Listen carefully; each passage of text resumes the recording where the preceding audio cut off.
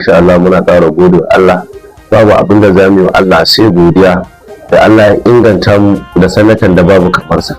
Sanata ne ɗaya tamkar da dubu.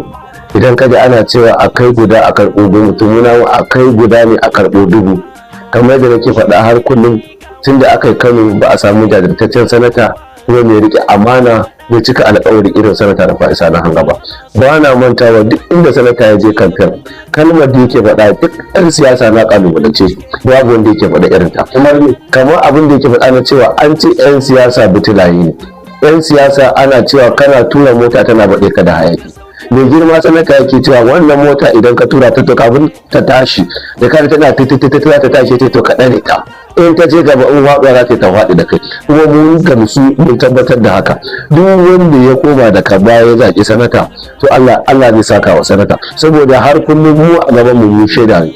Kullum cewa yake a kawo masa wanda ya masa wahala, wanda ko ya manta da shi ko ba shi da shi ya masa ba, wani wakilinsa ya ba, cewa yake a kawo ya saka masa irin abin da ya masa. Kuma ƙarshen daga baya wannan inda za mu ƙara tabbatarwa kuma za su ƙara tabbatarwa kamar Dambaro da ta taso a Kano, sanata ya jajirce ya nuna cewa shi ɗan amana kuma shi mutum ne mai magana ɗaya, shi mutum ne wanda baya canza magana. Kamar inda kake tambaya sanata, wannan abin da na baya sati ɗaya da ya wuce, duka shugabanni na jam'iyya lokal government 15 ba wanda bai ba mota ba, coordinatoci na lokal government 15 ba wanda bai ba mota ba, coordinatocinsa na lokal government ba wanda bai ba mota ba, coordinatocinsa na mazaɓu ana nan an musu tanaji, akwai babura da za a ba su. Haka in ka dawo baya akwai 'yan makaranta kowace lokal government sai da aka bata kekuna na yara na hawa babu adadi, taki sai da aka kai shi babu adadi, littattafai babu adadi, jakunkuna babu adadi,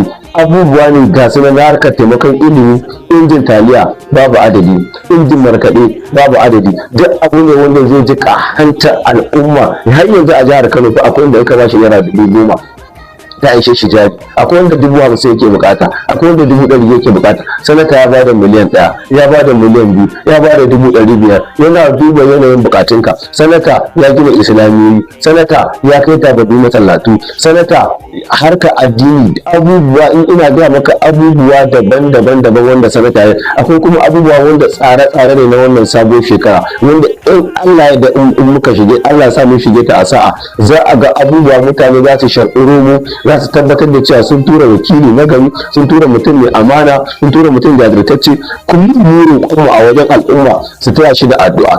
Allah ƙara inganta masa lafiyarsa, makusantansa kuma wanda suke ba shi shawara ta gari su Allah ƙara barinsa da su, Allah ƙara haɗa kawunansu da su. Duk wanda zai zama wani farraƙu a tattare da shi, Allah ubangiji ka nisanta mu gare shi. Shi kuma da kullum addu'a Allah ƙara inganta masa lafiyarsa, saboda kamar da nake faɗa ba, ka kallo a baya babu wanda irin abin da sanata ya rabo ka ɗauki kamar kina ce ya yi ka